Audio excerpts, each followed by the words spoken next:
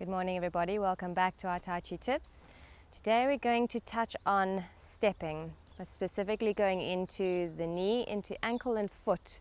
Common error that people make, that when they want to step, the collection happens, but then they send the toe out. So they're putting the toe down and then sinking into your front foot.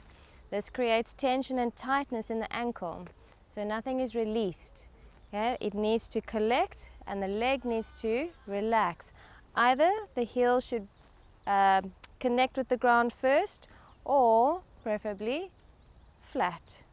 So there's a spreading, there's a connection of the whole foot, not this tightness or tension through the ankle and knee.